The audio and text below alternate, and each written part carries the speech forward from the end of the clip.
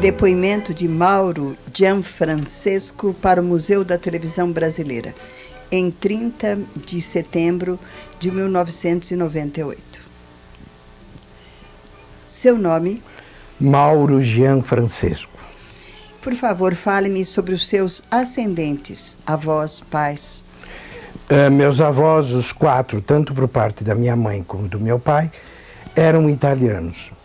Os do meu pai eram do sul da Itália, os calabreses. E da minha mãe eram de Veneza, um pouquinho mais finos, um pouquinho mais bem educados. Os do meu pai vieram para o Brasil depois de passarem pela Argentina. Os da minha mãe vieram para o Brasil, direto para São Paulo, constam do Museu da Imigração lá no Brás, e foram para Ribeirão Preto trabalhar numa fazenda como imigrantes, como carpidores de café, como agricultores. E aí eles tiveram uma afinidade entre o casal, o meu pai, minha avó, aliás, minha avó materna e meu avô materno, eles se conheceram no navio. É muito interessante isso, porque ele tinha 12 anos de idade e ela tinha 9.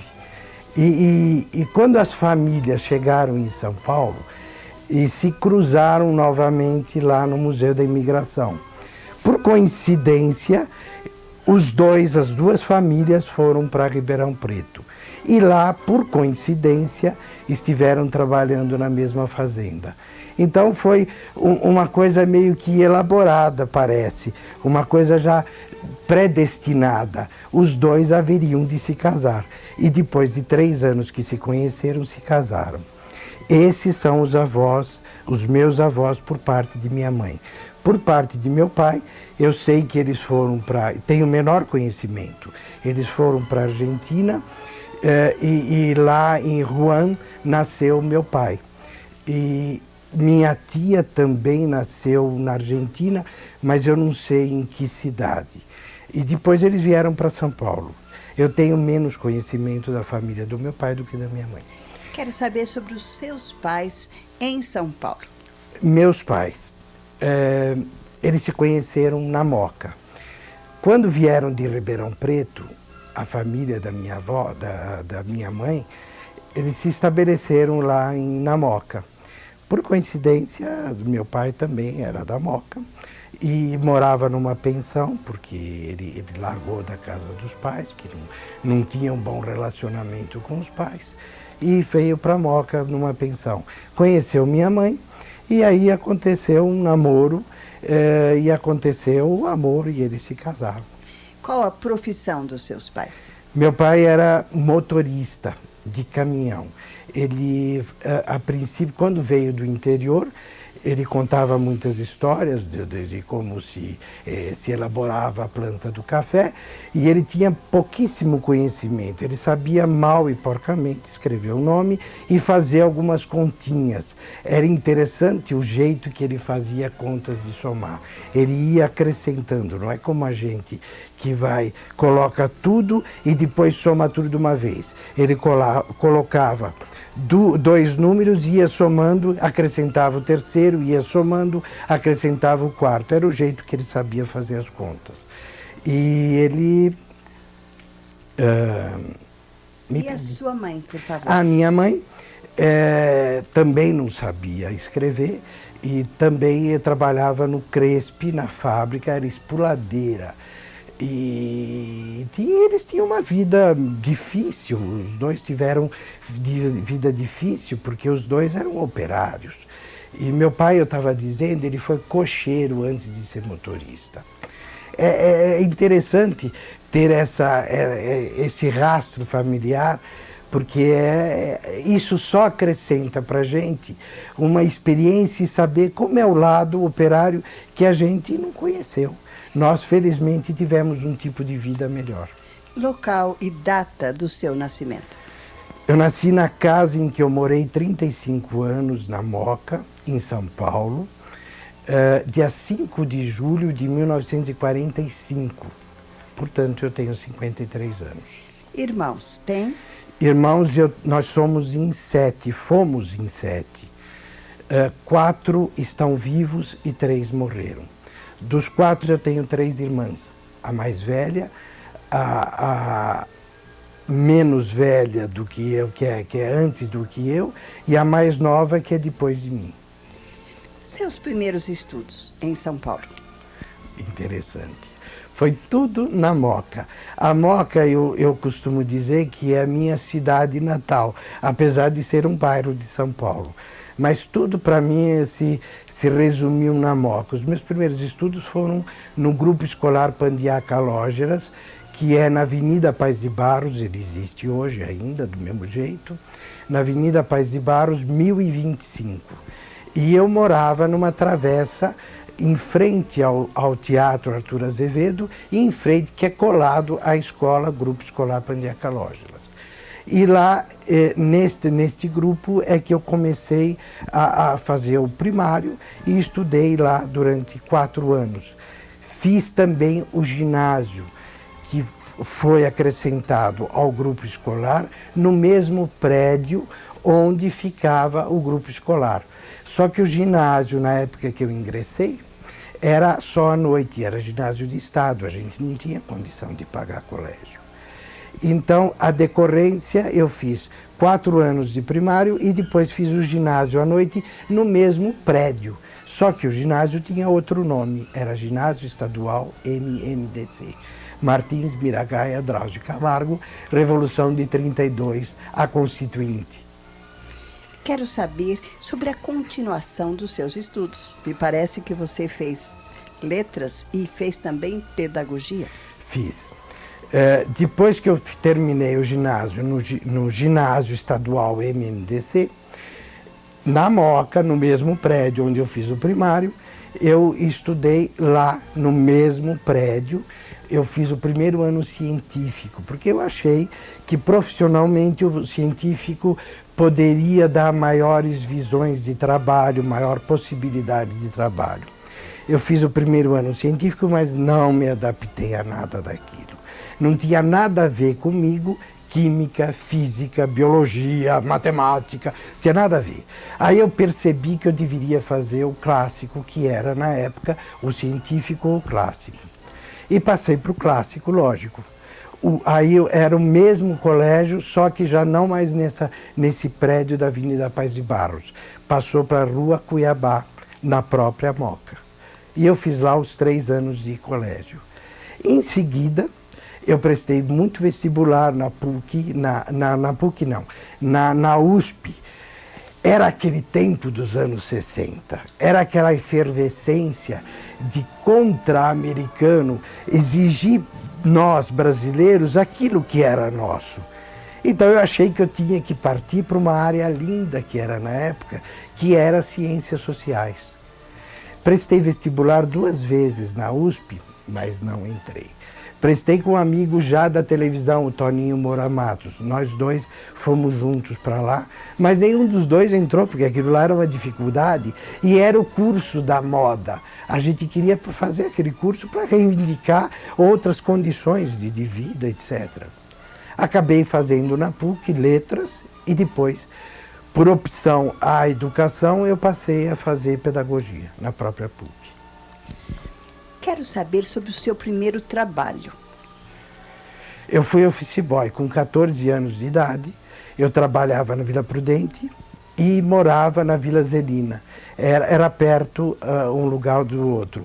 Nós tivemos que mudar da Moca nessa época, porque nós fomos numa outra casa que meu pai construiu com grande sacrifício. E não havia luz, era muito difícil de ser alugado. Então nós fomos morar lá na Vila Prudente. E com isso eu passei a trabalhar na Vila Zelina, que é pertinho a Vila Prudente. E fui office boy com 14 anos de idade. Foi muito interessante. Eu aprendi como se lida com banco, naquele tempo era tudo diferente. Você tinha que fazer pagamento em banco, então tinha que correr banco atrás de banco, tinha que saber qual era a agência, qual era o itinerário de agência para poder entregar as duplicatas e depois então receber ou pagar aquilo que era devido. Era uma corrida muito louca todo dia e era muito gostoso porque eu aprendi muito. E aí, uma coisa importante. Eu comia de almoço pastel. Era a felicidade da minha vida comer pastel. Olha que absurdo, que coisa bonita. Mas eu gosto, era gostoso comer pastel. Você se lembra qual foi o seu primeiro salário? Ah, lembro. 3.500 cruzeiros. E o que você fez com esse dinheiro? Eu me lembro que desde o primeiro salário, metade eu dava em casa para ajudar as despesas de casa. Foi assim que meu pai habituou a gente. Nós que trabalhamos, tínhamos que dar essa metade para casa para ajudar as despesas. E a outra metade era para a gente fazer a nossa roupa, para ter o dinheirinho para ir no cinema, se é que quisesse ir, para comprar um livro. Era o nosso dinheiro para a sobrevivência nossa. Você já gostava de teatro, assim, tão menino? Já. Como o Teatro Arthur Azevedo era em frente em minha casa, é evidente que tudo o que acontecia lá eu ficava sabendo. E me atraía atenção os espetáculos que tinham lá. Se não me engano, era a companhia Nino Nelo, que ia lá aos domingos à tarde.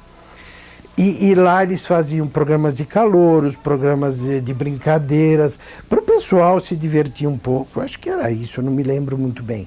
E eu participava dessas brincadeiras, aquela coisa de engolir o barbante na farinha de trigo, era aquela competição em quem sabe mais, é esse ou aquele. Quer dizer, tudo isso já acontecia no teatro no meu tempo de infância. Eu tinha 9, 10 anos, se tanto. E quando acontecia no bairro, a presença da Rádio Record, por exemplo, que trazia a Ronda dos Bairros, eu ia correndo lá para assistir e ver os artistas, ver Elza Laranjeira, ver Alda Perdigão. Para mim era um prazer muito grande. Eu comecei a ter afinidade com esse tipo de coisa. E eu ia sozinho nesses lugares, não ia com ninguém da família, nem sequer amigo. Finalmente eu consegui um amigo adepto às minhas ambições na época, aos 12, 13 anos, já no ginásio. Aí eu passei a ter uma companhia para fazer todas as peripécias que para mim eram peripécias. Isso tudo sem contar, lógico, as brincadeiras de infância que a gente tinha normalmente. A bolinha de gude, o futebol, que eu era grosso para chuchu, nunca consegui jogar uma bola legal. E claro, as brincadeiras de papagaio, tudo isso, que era normal na época. Era esse tipo de brincadeira. Lembro também que quando eu tinha 5 anos de idade, eu ganhei um tico-tico do meu pai. Esse presente foi muito prestimoso. Quero saber, você já pensava em vir a trabalhar numa televisão, num teatro? Não, nunca, nunca. Eu curtia por gostar desse tipo de assunto, não porque eu ambicionava querer trabalhar, querer participar disso. Não, eu simplesmente gostava do assunto e me dedicava. Quando chegou a televisão em casa, que maravilha! Antes já dela chegar, eu já ia na casa da minha tia, que tinha um aparelho Invictus, e eu assistia os teleteatros da Record aos sábados, que era teatro do terror, se não me engano, depois da Luta Livre.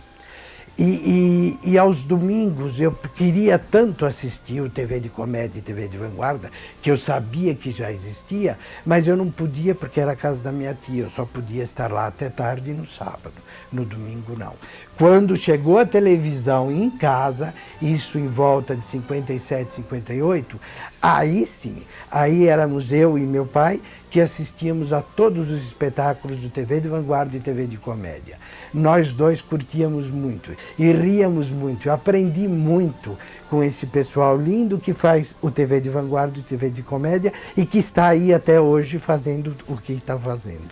Mas você era bem jovem quando foi trabalhar numa televisão, TV Sim, Tupi. Sim. Depois desse escritório que eu era office boy, eu tive outras funções lá.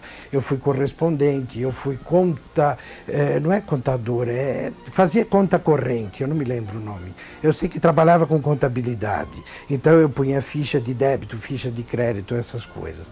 Aprendi bastante lá. E desse escritório eu passei a trabalhar no Bradesco. Eu consegui ficar no Bradesco 2 meses. Fiquei chateado, porque o chefe, na hora do almoço, não me deixava ler jornal. Eu achava que aquilo lá, o cúmulo. Na hora do almoço, eu tinha que ler jornal. Então eu saí. Aí o que eu fiz? Com esse amigo, que já nessa altura a gente começava a querer fazer alguma coisa em teatro, nós fomos até a TV Excelsior em 61, no comecinho de 61. E para querer saber como é que funcionava a televisão, como é que funcionava. Aí nós cruzamos com uma pessoa linda lá, Liba Friedman, minha amiga até hoje, linda. E ela coordenou a nossa maneira porque a gente não sabia nada, então ela coordenou o que vocês têm que fazer para ser isso ou ser aquilo, quer dizer, ela nos orientou como que a gente devia proceder. E, claro, vamos lá pedir uma câmera emprestada. Veja que loucura. A câmera de filme naquela época só servia ao jornalismo. E era muito difícil ter uma câmera numa televisão. Ela conseguiu do J. Batista Lemos, na época, e emprestou esta câmera para nós. Nós fizemos um roteiro de cinema e fomos cobrir o Carnaval de 61 na Avenida São João ainda. Uma coisa linda. Claro que não saiu nada. Claro que a gente mandou depois revelar o filme e era uma loucura. Não deu para aproveitar quase que nada. Mas você foi contratado quando? Na televisão, aí a Liba me encaminhou e eu fui para a TV Tupi e ela me encaminhou, mandou eu falar com o Lima Duarte na época. Eu cheguei até o Lima Duarte com a maior coragem, medo, desgraçado, falei com ele. E ele não me deu muita atenção, me mandou para o Heitor de Andrade. O Heitor de Andrade é uma pessoa muito simpática e que me acolheu e me orientou como é que eu devia fazer. Me mandou para um setor que estava novo na televisão, que chamava Tráfego, e cujo chefe era o Daniel Loforte, que era um argentino que tinha tido uma experiência dessa organização do tráfego na TV argentina, no Canal 9 de lá. E o Daniel me aceitou e conversou comigo, me fez várias perguntas, fez um teste, quis saber o que eu entendia de televisão, não entendia nada, não entendia de teatro, não entendia grande coisa, mas tinha boa vontade. Conclusão, ele mandou fazer um resumo de tudo que eu sabia à máquina, escrevendo à máquina. Eu escrevi e ele achou fantástico, porque achou que minha datilografia era ótima. Eu não entendia por que tinha que saber datilografia para trabalhar em televisão, mas era assim. E aí fui entendendo depois que essa datilografia, porque eu entrava num setor de organização da televisão, que naquela época estava começando. Eu fui o primeiro funcionário desse tal de tráfego. E o que é o tráfego em televisão? O tráfego, naquela época, hoje já tem uma característica diferente, mas naquela época o tráfego ele englobava a produção da televisão, que não existia. Cada produtor, como era o chamado, era produtor que juntava a função de produtor e diretor. Cada programa tinha a sua produção independente, vamos dizer assim, que era do próprio produtor e diretor. Então não existia uma produção geral que englobava tudo. Existia sim uma produção particular. Então toda roupa, cenário, contra-regra, maquiagem, efeitos especiais de maquiagem, se houvesse, quer dizer, qualquer coisa que houvesse no programa, quem deveria cuidar era o próprio diretor, que era o produtor. Não existia a produção. Mas o tráfego não veio sanar isso. O tráfego veio simplesmente, naquela época, para organizar a televisão. Porque a televisão, nessa altura, era dividida em parte técnica e parte artística. Todos que não e parte administrativa. Todos que não pertenciam à técnica artística ou administrativa deveria estar pertencendo a quê? Não existia a produção propriamente dita. Conclusão. O tráfego de produção veio o quê? Tirar funções da direção artística, que devia se preocupar mais com a direção artística. Na Tupi, naquela época, o diretor artístico era o Cassiano e tinha 2 assistentes, o Catan, Benjamin Catan, durante o dia e o César Monteclaro durante a noite. Então, as funções que eles tinham, burocráticas, vamos dizer, de organização da televisão, passaram a ser do tráfego. O tráfego, então, é que marcava as gravações de videotape depois que chegou o videotape. Em 62, quando eu entrei na televisão, o videotape estava chegando. E eu entrei, e o tráfego começou a existir, porque a televisão mudou a partir do videotape. O tráfego precisava organizar, porque senão ia virar uma balbúrdia. E a direção artística não tinha condições de fazer tudo isso. Por isso se montou um setor que fizesse esse tipo de trabalho. A organização, o que era? Marcação de cenário, o cenário, figurino, roupa, maquiagem, contra-regra, tudo isso passou a ser uma função não do tráfego como elemento que escolhe esse ou aquele produto para pôr em cena, mas sim como aquele que providencia a vinda deste ou daquele produto para pôr em cena. Então, quem escolhia, lógico, quem determinava é esse ou é esse, era o diretor. O tráfego fazia esse trabalho de trazer à mão aquilo que o diretor precisava. Era essa a função, e de organização, e de escalação de diretor de TV, e de escalação de diretor de estúdio, que passou a ter, era só o assistente de estúdio, passou a ter um diretor de estúdio, e o primeiro deles foi o Plínio Marcos. Então, é uma coisa de louco. E o segundo foi o Toninho Moura Matos. O Plínio Marcos todo mundo conhece, é o dramaturgo. E o Toninho Moura Matos, irmão do Davi José, que acabou sendo diretor. Está em Portugal trabalhando, dirigindo novelas. Quero saber, e também o controle de fitas passou a ser uma coisa muito importante. Perfeito, claro. No começo, a gente tinha, quando eu entrei na televisão, a gente tinha 119 fitas. 19, eu me lembro muito bem, eram do esporte. As 100 outras eram de programas generalizados. Quer dizer, com o advento do videotape, era necessário um controle das fitas.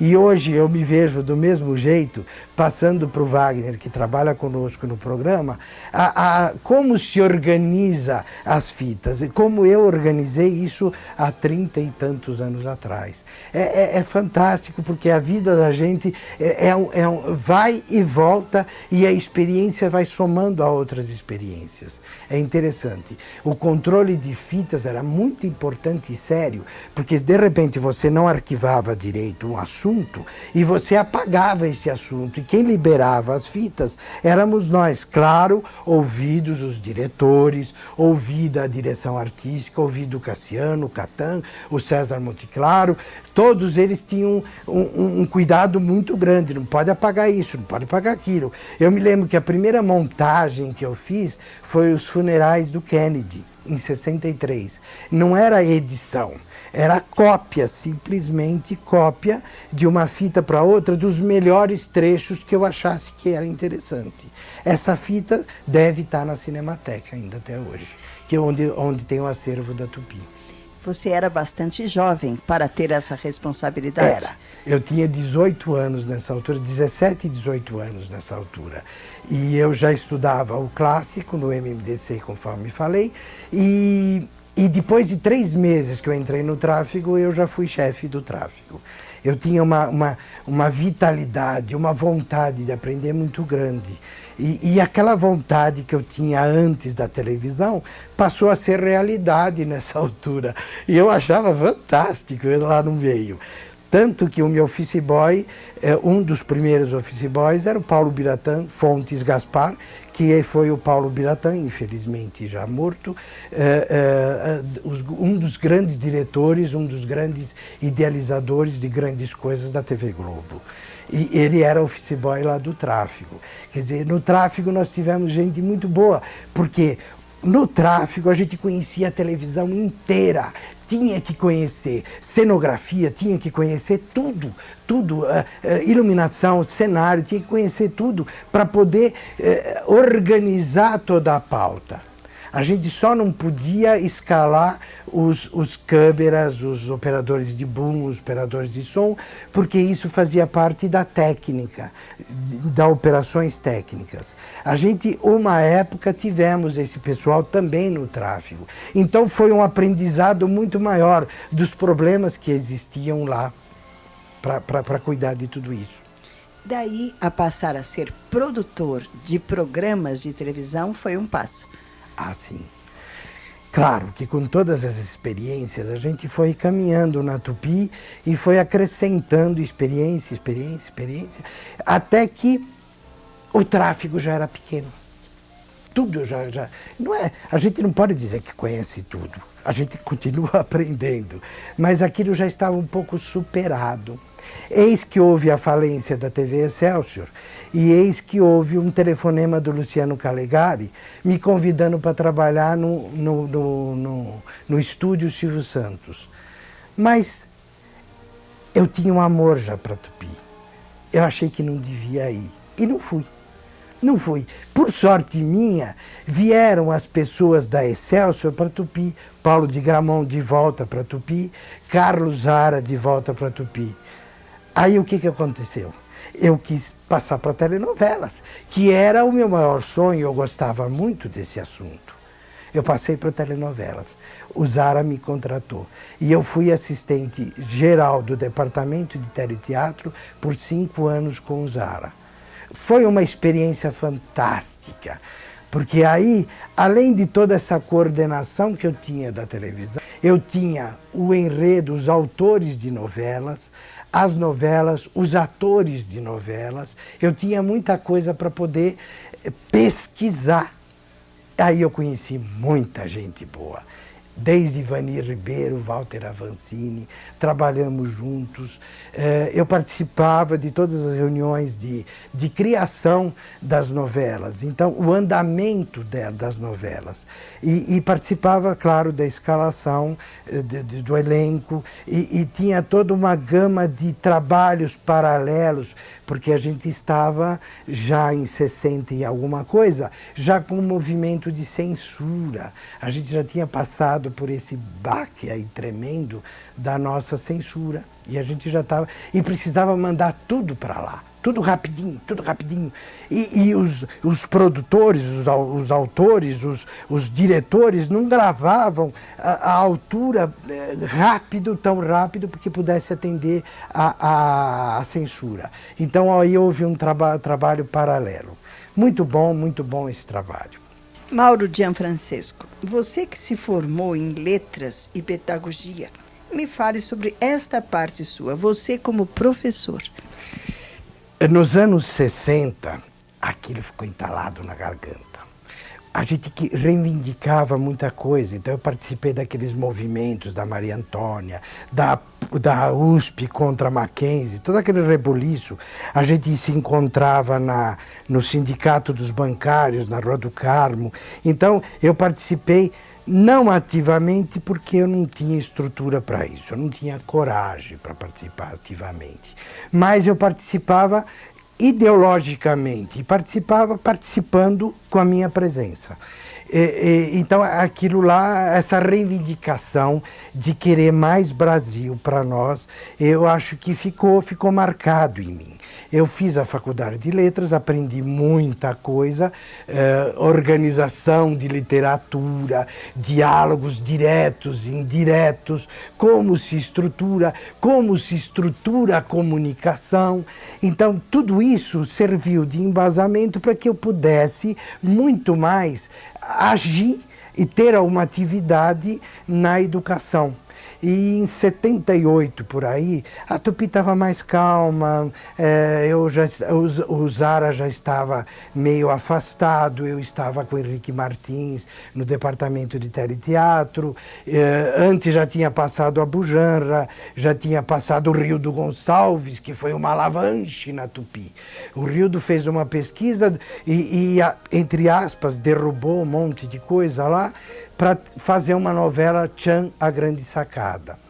E com isso durou muito pouco na direção, infelizmente, porque ele tinha grandes ideias, e eu tive uma atividade um pouco maior ainda com o Rildo do que eu tinha com o Henrique, do que eu tive com a Bujanra, do que eu tive com o Zara, do que eu tive com o Talma, que queria me transformar em diretor-geral de elenco para competir com a Globo. Mas tudo isso ficou muito assim no papo, porque na Tupi era tudo muito vamos que vamos, e de repente não acontecia. Nesta época, em 78 mais ou menos, o Henrique Martins, que dirigiu o departamento de teleteatro, estava fazendo, se não me engano, Éramos Seis, com o Silvio de Abreu, aliás, um ótimo autor e ator. Eu gosto do Silvio como ator. Ele não se gosta, mas eu gosto muito. E ele como autor, ele e o Rubens, me deram muitas alegrias no Éramos Seis. A gente tinha um bom relacionamento, um bom contato. Bom, a coisa ficou mais tranquila e eu fui fazer alguma outra coisa. O que eu fui fazer? Teatro, e de repente fui fazer, respondendo a tua pergunta, dar aula, para saber o que eu poderia ajudar a uma população que eu via que, como eu, tinha as dificuldades, eu tive muitas dificuldades, tanto na Tupi como antes, na criação, meus pais eram muito pobres, então eu fui tentar ver o que eu poderia fazer em termos de educação, porque para mim, sem educação, não se faz nada. É necessário que a gente seja educado, é necessário que tudo venha do berço para que a gente possa ter conceitos e revelar esses conceitos e espargir esses conceitos para que se possa crescer na vida. Então, educação para mim é base de tudo. Educação e família. Eu achei que poderia fazer alguma coisa como educação. Eu fui para um supletivo primeiro grau em São Miguel Paulista, onde a população era carente demais. Eu fui o professor desse supletivo porque ninguém queria ir para lá. Estávamos mais ou menos em maio de 78 e esse supletivo já deveria estar funcionando desde março e não havia professor, supletivo da Prefeitura de São Paulo. Eu fui para lá o primeiro. E achei fantástico, porque eu vi umas pessoas com uma vontade muito grande de aprender. Quinta série, basicamente alfabetizados, semi-alfabetizados, e todos adultos querendo aprender. Eu me empolguei demais e dei tudo que eu tinha de mim para eles, óbvio, né? Óbvio. Então, eu saía da Tupi correndo 6h30, 6:45, pegava o meu fusquinha e ia direto pela Marginal feito um louco para dar aula em São Miguel. E ganhava uma titica, lógico. Mas era uma vantagem, eu sabia que eu estava plantando alguma coisa. Isso foi fantástico. Eu fiquei lá durante o ano de 78 inteiro.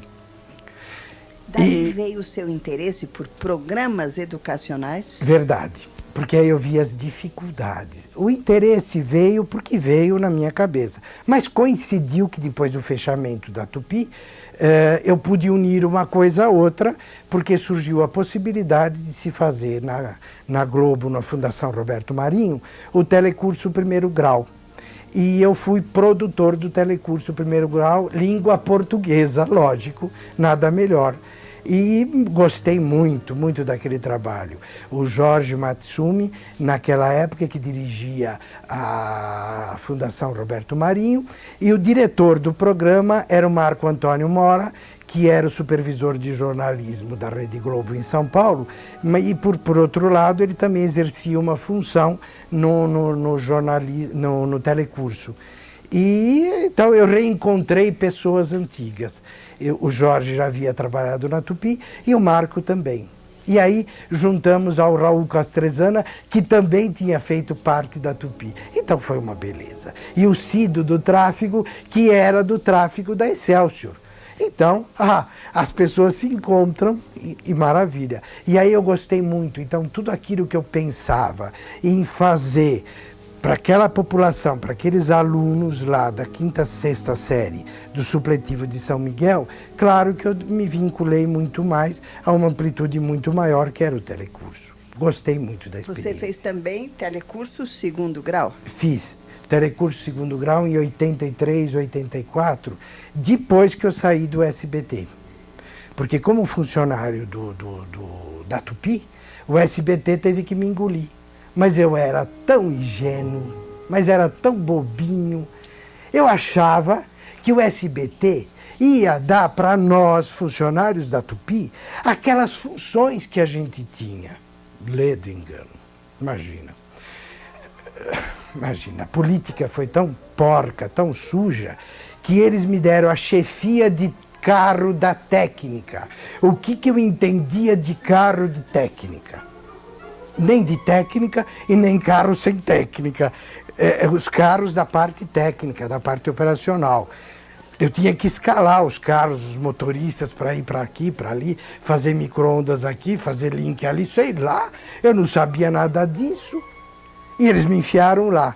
Aí eu reclamei com o sindicato, adiantou? Não adiantou quase nada. Aí eu fui para outra função no jornalismo, aí eu fui para outra função muito boa, por sinal, eu fui traduzir novelas.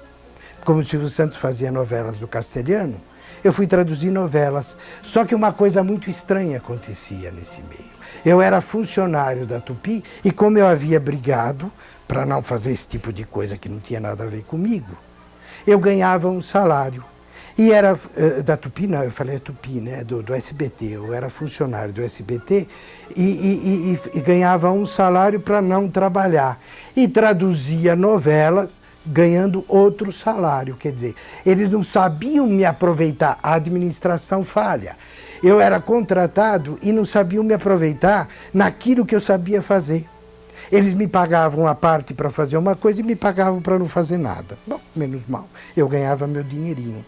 Em paralelo, o Galon me chamou para fazer edição do programa da Etty Fraser, no Lemos Brito.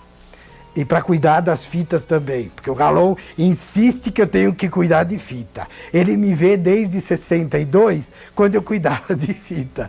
Ele não acredita que a coisa andou. Andou, mas ele me vê fita na testa. Bom, eu fui cuidar das fitas do Lemos Brito, que não era Lemos Brito, eram fitas da Sica, que patrocinava o programa da Etty e da Lolita, e editava o programa, foi muito bom. Houve uma época que eu tive 4 empregos, 2 no SBT, um com o Galon e outro na Bandeirantes. Eu fui contratado pelo Antonino Seab e o Abujanra para ser assistente de direção do módulo de teleteatro, que era praticamente aquilo que a gente fazia na Tupi em conjunto. Conclusão, eu tinha 4 empregos, eu não sabia como trabalhar e como fazer os 4. Mas fui me virando e deu, até que, claro, fui dispensando um, dispensando o outro, e acabei, fui dispensando e fui dispensado. O SBT me mandou embora do emprego que eu era contratado, que não fazia nada, continuei traduzindo novelas. O Anjo Maldito é uma novela que foi para o ar, que era minha, tradução. É como se fazia nos idos tempos, a tradução. Então a gente adaptava um pouco para o Brasil. E depois também saí da tradução de novelas. Conclusão, fiquei sem fazer nada e também a Bandeirantes acabou com as novelas, o Jorge Andrade também saiu de lá. Ninho da Serpente, uma novela linda que o Henrique Martins dirigiu com a Cleidiáconis. Que personagem, que maravilha a Cleidiáconis.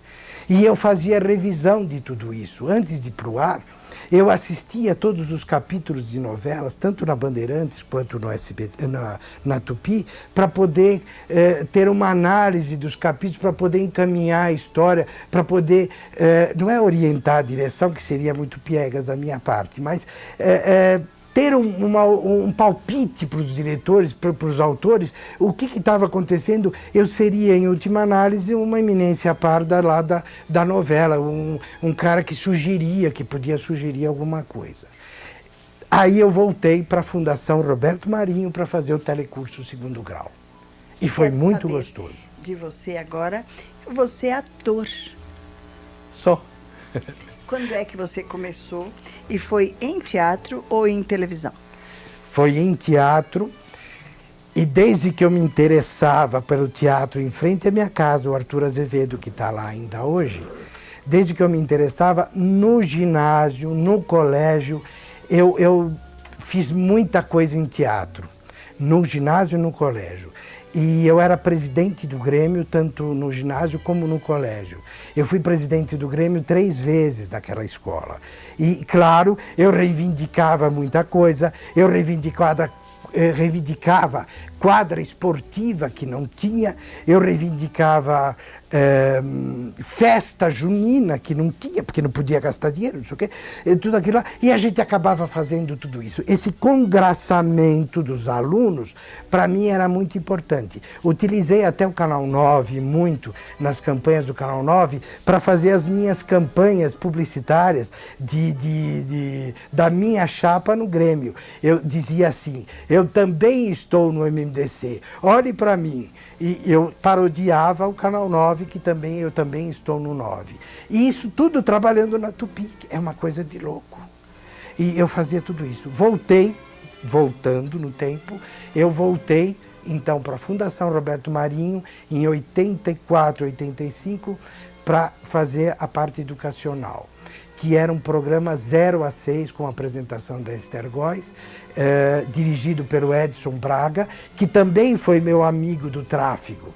O Edson Braga dirigiu novelas importantíssimas na Tupi, Mulheres de Areia, A Viagem.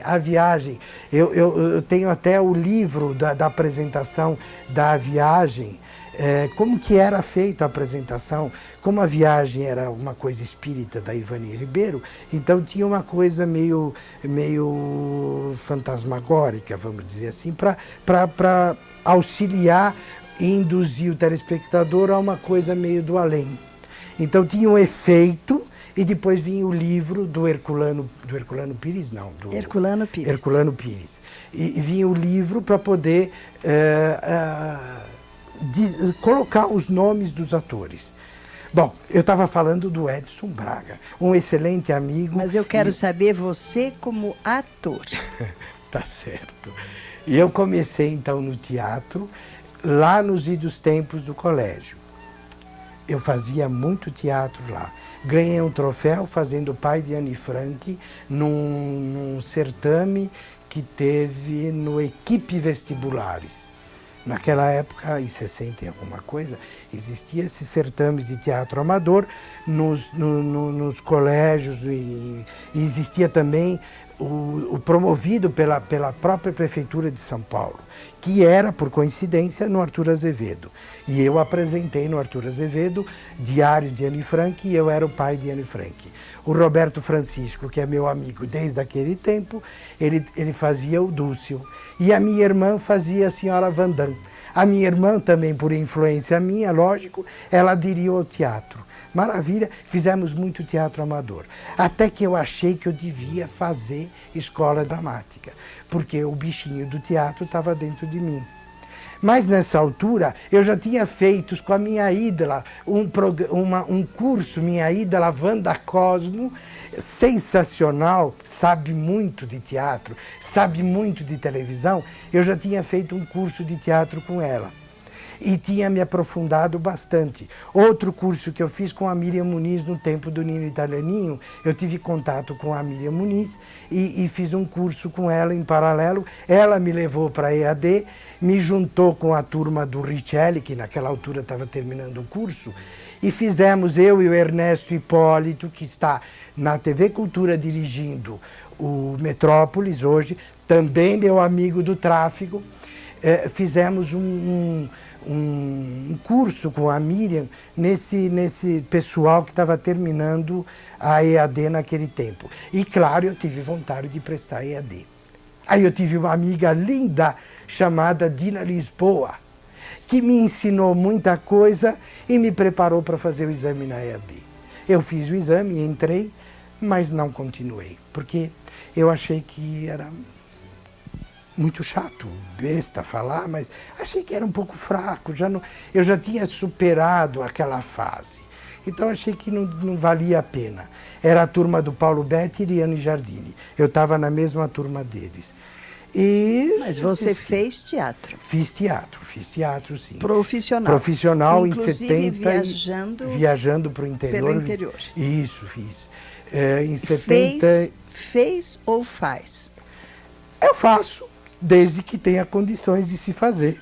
Claro que fazer é muito bom, a gente fazer é muito interessante, é muito criativo, lógico, é muito emocionante, mas precisa de dinheiro, precisa de verba, precisa de sustentação. E como é que a gente faz? É preciso ter. Por isso que eu optei, acho, intuitivamente, pela televisão, mais do que pelo teatro, porque a televisão me dava salário. E eu sabia que sem salário eu não ia viver.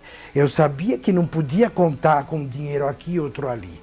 Então eu tinha um certo medo, um certo receio e queria minha segurança financeira.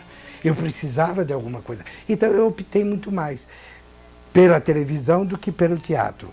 Em 77, por aí, eu fiz Triptolemo 17, que era uma paródia calcada num conto de Machado de Assis. Era um reino que não vivia bem de finanças, meio parecido com o nosso país. E a gente fazia esse trabalho numa tranquilidade, numa atenção muito grande, porque a gente achava que estava ajudando também o nosso país. O autor, o adaptador do conto do Machado e diretor do espetáculo era o Zé Antônio de Souza. Obrigado, Zé, muito legal.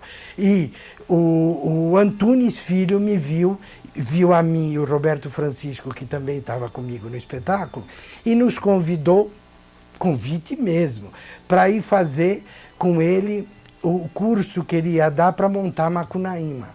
E nós fomos. Só que eu fui tirando 2 meses de férias da Tupi. Aí eu fiz o curso com o Naum Alves de Souza, com o próprio Antunes, que é o outro ídolo que eu tenho, porque é um gênio, e não deu para ficar mais. Não participei da montagem do Macunaíma, que pena. Mas, paciência, eu voltei para Tupi porque eu só tinha 2 meses de férias. Quero saber de você coisas mais íntimas. Amor. Falemos sobre isso. Ah, que bom. É tão bom a gente amar.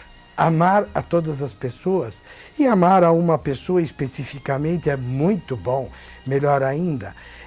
Ter uma companhia é muito importante. Eu não me casei, optei pelo titio. Sou titio e me sinto até muito bem com isso. Mas tenho um relacionamento muito bom, que dura muito tempo, e acho que a gente vai em frente, porque é muito bom.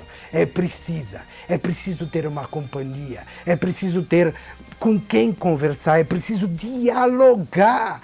É coisa que as pessoas não fazem mais, as pessoas não falam mais, que pena. É preciso jogar para fora todo o nosso interior e receber energia do exterior. Por isso que o teatro é a coisa mais maravilhosa, como diz a Laura Cardoso. O teatro é fantástico, porque é um dar e receber energias. Quero que você fale agora sobre família. O que é para você? Família, como eu disse, é a base de tudo, como a educação. Se não tem família, não tem hierarquia. Sem hierarquia, não tem uma consistência. Tudo converge, vamos dizer assim, para um sistema que dizem que está falido, piramidal, mas tudo converge para um ápice. Então, é evidente que precisa que alguém te oriente, que alguém te dê as coordenações da vida para que você possa deslanchar e dizer, não, isto eu aprendi, isto eu quero e isto eu não quero. É muito importante a gente ter condição de falar, isto eu não quero.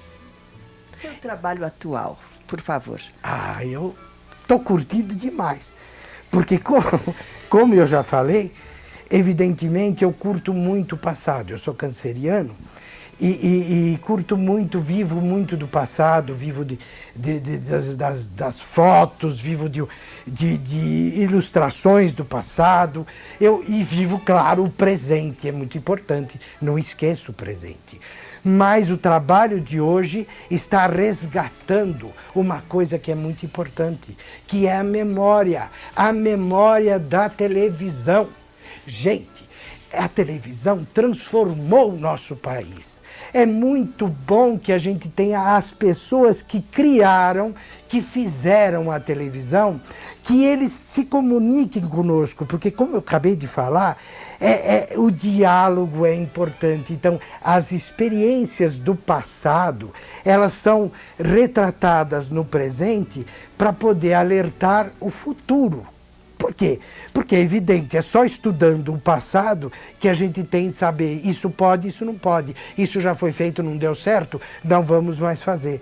Então, esta é a memória, esta é a experiência. Nós temos que buscar essa experiência, esta memória e trazer à tona. E o trabalho que eu estou fazendo, que a Vida Alves me proporcionou, é muito interessante. Claro, com a Thaís Alves, nós dividimos responsabilidades, nós temos o mesmo pensamento, nós juntamos forças e nós queremos trazer, claro, com supervisão da Vida Alves, nós queremos trazer as pessoas que fizeram a televisão, para que elas possam deixar testemunhos de como era e como é. Por que nós estudamos história?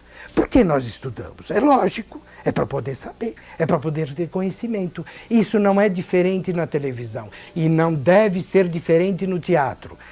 O Zé do Museu da Pessoa já me disse que está fazendo alguma coisa no mesmo sentido com o pessoal de teatro. Zé, não vamos perder tempo. Antes que as pessoas se vão, vamos fazer isso também no teatro. Claro, lógico. É super importante. Gianfrancesco hoje é diretor do programa Amigos, um encontro entre os artistas. Com muito orgulho. Quero saber qual foi o pior momento da sua vida. Em 95 eu tive um baque. Eu estava trabalhando na Bandeirantes no supermarket com o Ricardo Corte Real.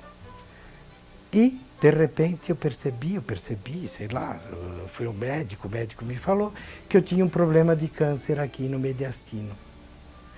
E isto, claro, derrubou tudo que eu tinha. Mas, felizmente, com a força das pessoas, com a minha força principal, lógico que eu superei isso. Lógico, esse foi um dos piores momentos. Mas passou. Acho que passou. Porque, infelizmente, essa doença a gente tem que estar meio de prontidão, meio para saber como é que estão as coisas, para que, de repente, ela não possa voltar. Então, a gente está meio assim a risco, mas, com toda razão, vamos levando para frente. Tá bem? Agora, outra coisa muito desagradável que aconteceu é a minha saída da TV Cultura. Eu não falei que eu trabalhei na TV Cultura, porque a minha saída da TV Cultura foi muito drástica, muito mal, me fez muito mal. As pessoas que estão lá, mas muitas já foram embora, elas sabem que me fez muito mal, porque eu fui injustiçado, com problema de censura pelos meus princípios. Eu censurei coisas que acharam que eu não devia. Claro, nós vivemos num país de liberdade, nós não temos mais censura, nós estamos na democracia, mas prevalece sempre o bom senso. Foi aí que eu me coloquei pelo bom senso. Me interpretaram mal. E eu fui embora da cultura, me mandaram embora da cultura. E lá eu fiz programas lindos, 40 anos de TV, A Cidade Faz o Show, revistinha. Vitrine. Foram programas muito bons que me deram muita satisfação. E eu acabei no Lanterna Mágica. Lanterna Mágica era um programa que punha no ar os vídeos feitos por estudantes, por pessoas que não têm o veículo da televisão na mão e que não podem se comunicar. Então faz e fica na gaveta. E o Lanterna Mágica se propunha a isso. Era fantástico. Numa dessa, não deu certo. Eu cobri festival de Gramado, cobri festival de São Luís do Maranhão, de João Pessoa. Lanterna Mágica era uma coisa linda. Eu saí, me mandaram embora, o Lanterna Mágica acabou. Anos depois apareceu o Zoom, que mais ou menos é a mesma coisa. Mauro, infelizmente não deu. Quero saber você. Quem é você? Eu sou muito explosivo. Eu sou uma pessoa que gosta de falar a verdade, ser sincero e não gosta de fazer de conta que se tiver que falar, fala. Se não tiver que falar, não fala. Mas fala. Importante é falar. E como eu digo sempre, o equilíbrio é que está no bom senso das coisas. Nem 8, nem 800, 300, 400, é por aí a medida. É o equilíbrio. Sem equilíbrio não se chega a nada. Uma frase. E eu sou isso. Para encerrar, uma frase sua.